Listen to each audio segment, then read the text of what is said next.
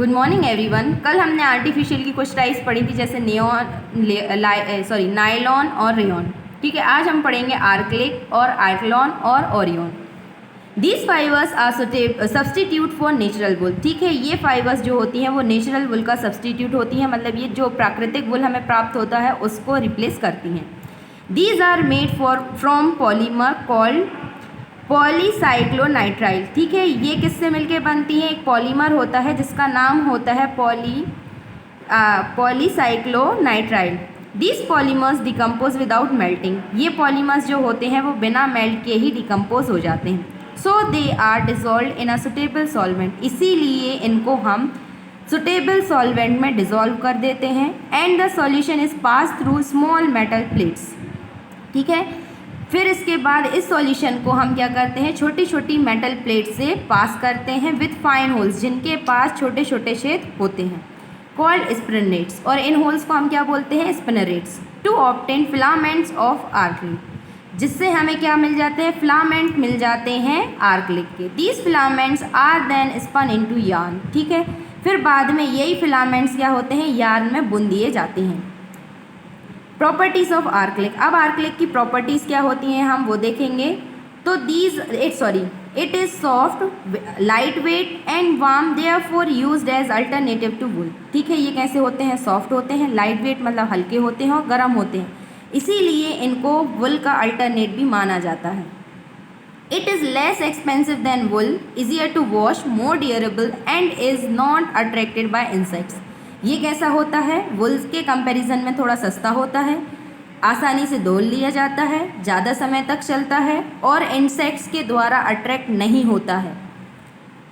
It dyes very well and has excellent colour fastness. ठीक है, क्या होता है? ये इनको बहुत अच्छे से डाई कर लिया जाता है और इनका जो कलर आता है वो भी बहुत अच्छा आता है।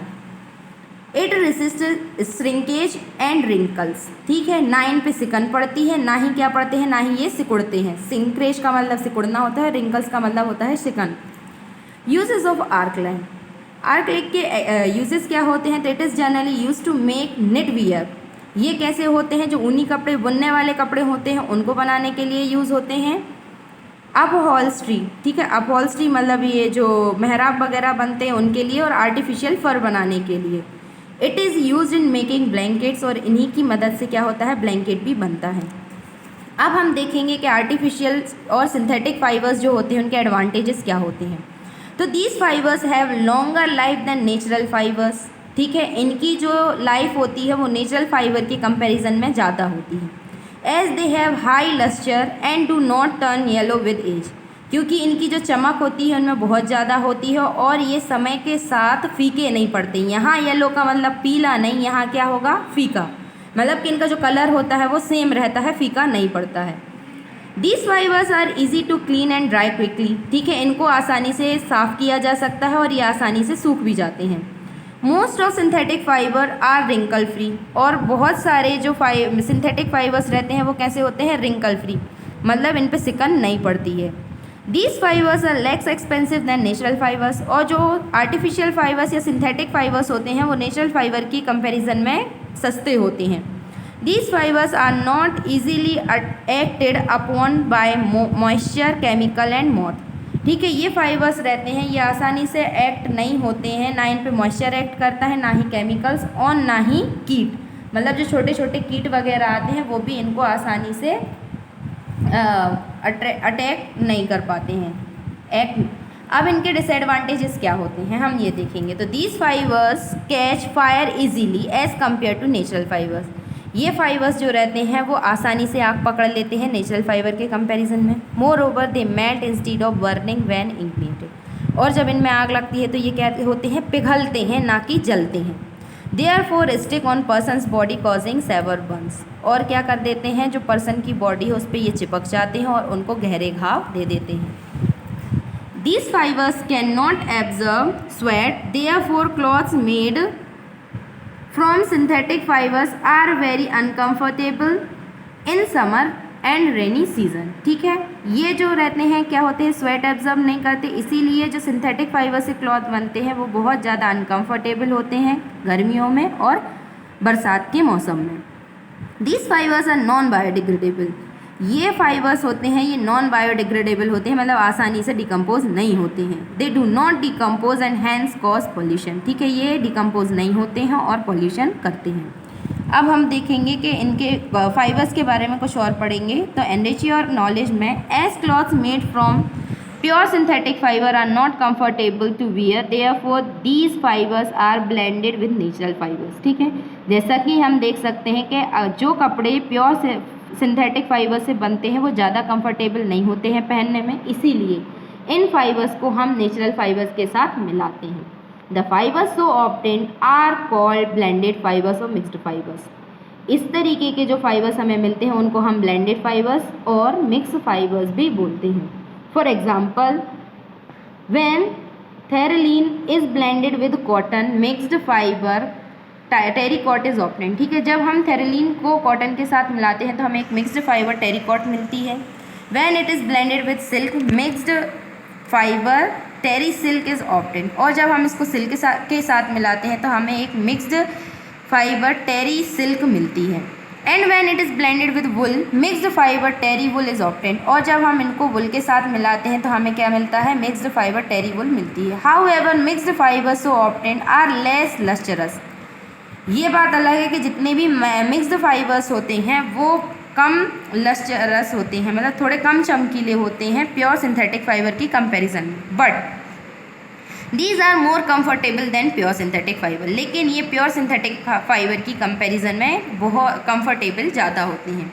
अब general properties of synthetic fibre, synthetic fibre की जनरल प्रॉपर्टीज़ हैं उनके बारे में अब हम देखेंगे। तो पहला क्या है, टेंसाइल स्ट्रेंथ। ठीक है, इसको हम हिंदी में तन्यता क्षमता बोलते हैं। तो इसका मतलब क्या होता है कि जब तक इसमें हम ये देखेंगे कि जब तक हम उस पर फोर्स लगाते हैं तब तक ये टूट ना जाए। तो textile strength of a material is defined tensile strength of a material is defined as the amount of force required to break it. ठीक है, टेंसाइल स्ट्रेंथ एक मटेरियल के इस तरीके से डिफाइन की जा सकती है कि हम उस पर इतना फोर्स लगाएं जब तक ये टूट ना जाए। The greater the tensile strength of a fibre stronger will be the fibre. अब जितनी ज़्यादा उसकी टेंसाइल स्ट्रेंथ होगी उतना ज़्यादा स्ट्रॉन्ग वो फाइबर होगा। अब इसके लिए हम एक एक्टिविटी परफॉर्म करेंगे। तो इसमें क्या है, to compare the tensile strength of different fibres. हम अलग अलग फाइबर्स की टेंसाइल स्ट्रेंथ को कंपेयर करेंगे। तो इसके लिए हम क्या करेंगे, एक आयरन स्टैंड लेंगे क्लैंप के साथ, थ्रेड्स ऑफ डिफरेंट फाइबर, अलग अलग फाइबर के थ्रेड लेंगे जैसे कि cotton, wool, nylon, rayon, polyester, silk, और मेजरिंग वेट मतलब जो बांट होते हैं हमारे उनको लेंगे।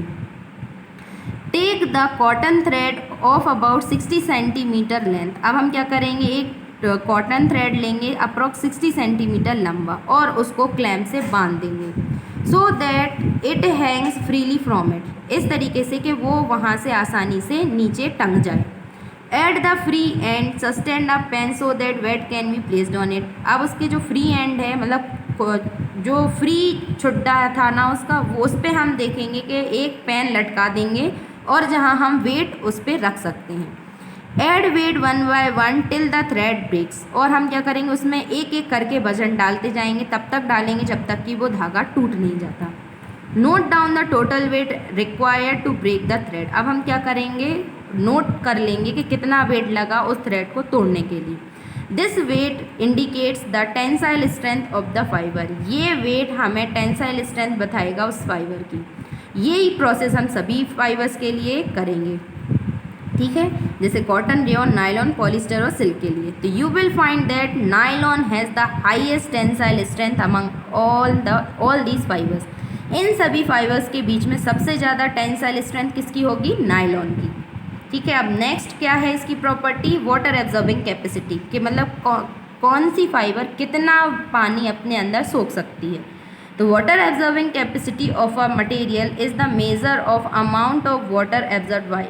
ठीक है, जो वाटर एब्जॉर्बिंग कैपेसिटी होती है किसी भी मटेरियल की, उसको हम क्या बोलते हैं कि जितना पानी उसके द्वारा एब्जॉर्ब किया गया है उसको हम क्या बोलते हैं, वाटर एब्जॉर्बिंग कैपेसिटी।